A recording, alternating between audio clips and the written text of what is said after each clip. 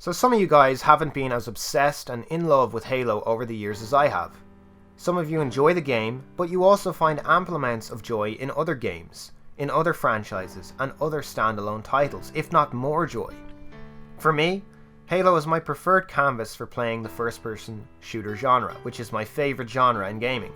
Now, I've liked Call of Duty games in the past as well, starting with COD 4 and stopping with Modern Warfare 3. In the same respect, I've enjoyed playing Halo titles, apart from Halo 4, and I was kind of ambiguous with my opinions surrounding Reach.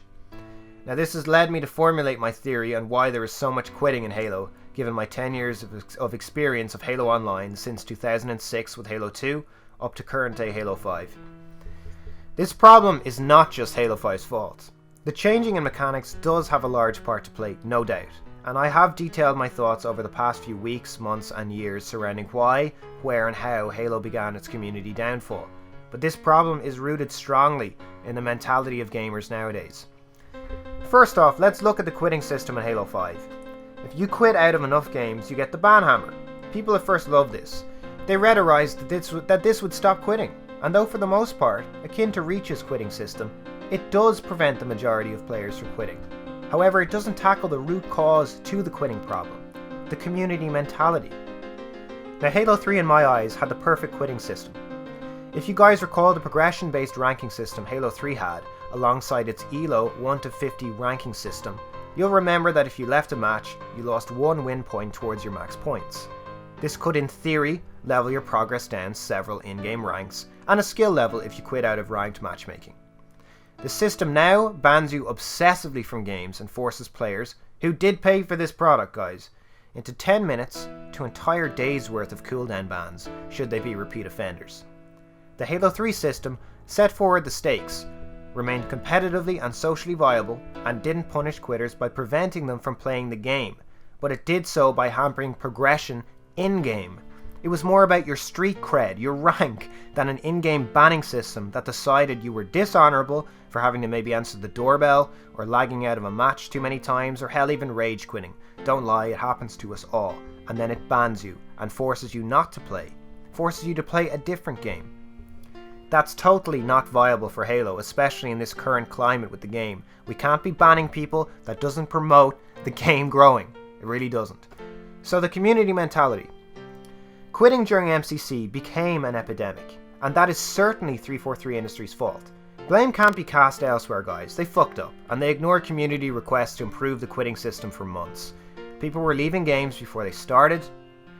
If they didn't like the map, they might leave the game. They were dashboarding, which by the way is still a problem in Halo 5 to this day, and the nail in the coffin for a lot of people was the in-game ranking wasn't affected by people quitting out. People really did screw over their teammates by quitting out, with no penalty to themselves, but the possibility of losing a level, which, by the way, with the Halo 2 ELO system, was extremely hard to win back. You had to win back maybe 5-6 games to even win back your level in MCC, and this really did screw people over. And that to me is distinctly not what the community mentality was in the previous titles, and to me this marks a change in the community mentality. 343 Industries should have realised this very early on and addressed this and nipped this issue in the bud, but they didn't. They focused on Halo 5 instead. Now maybe people nowadays are used to rage quitting because of COD, but this is Halo. This is an arena shooter, it's a sweaty game, it's a different game. The name of the game is that you're probably going to lose. Now it's up to you whether or not you want to improve at the game or leave the game. And people are deciding more and more so to leave the game, and like I mentioned, this could be because of the dynamics, but I think it's because of the general community mentality. More so, people are quitting within matches before the match is even over. Okay, so case in point, I did a video a week or two ago based around Halo LFG, Halo Looking for a Group. It's a fantastic resource guys, it really is, that matches random players into teams within minutes. I've been using it a lot, I love it. It's a very effective tool. I've met some good players and nice guys from the site. However, oftentimes with these random players, we'll enter a Warzone match. Now let's say on a raid for argument's sake.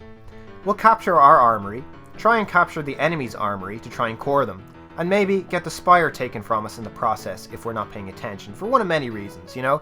We didn't coordinate properly, maybe the enemy team effectively used their vehicles and power weapons to stop our advances. Whatever it is, it's an acceptable thing to happen and part of the game. It's part of the competition that is Halo. Players that I've been playing with though have been giving up and claiming we've lost the game as soon as maybe we lose the Spire, or as soon as the other team goes 200 points ahead of us. They aren't quitting out per se, but they are still quitting. It's the mentality like I'm mentioning. Now if there's one word I hate in my life, it's quitting. Now I've fucked up things in my personal life, we all have. But one thing I will not do is quit something important to me, something worthwhile.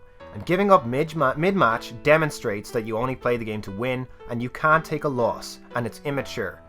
This is a game that has a majority of the mature player base is the majority of this game. Now I know that Halo 5 is a teen rating, and this could be one of the reasons. But I've had to call out people mid-match for quitting. And I don't like doing that. I don't rage at people mid-match if we're not doing well. Instead, I take this approach. I encourage players mid-game to try and inject some motivation into our team. Instead of saying, oh fuck, we lost the Fortress, we're screwed, we're gonna lose, I congratulate people on getting kills, pushing up, making advances, capping objectives, calling in the right wrecks, taking out AI bosses. Change your mentality, guys. Not to offend anyone, but grow some balls, really. You wouldn't want to quit a game of football, rugby, tennis, hockey or baseball because you're gonna let your team down. Imagine 5 minutes into a 20-minute rugby game, you just gave up and said, screw this, we're gonna lose. Your mentality is completely the opposite of your teammates. You've just given up on the common goal of the team and the purpose of the in-game competition. Lastly, Halo players, you need to stop this mentality before it ebbs its way further into this game. Suck it up, princess. Don't quit unless you absolutely have to. Quitting will happen in every game until an asteroid or something stupid destroys this planet. It is human nature. But kill that quitting mentality and be optimistic. Strive to win and you'll never lose. Do your best, and that's what can be considered a perfect game. Don't bitch, whine, or moan about better players. Become better players. Work with your team. Remember that common goal of winning and have fun. And above all else, stay calm, guys. If you're losing, stay calm. Calm is contagious. The second you get mad, you've lost the game anyways. This is Ronnie Boney, guys, signing off.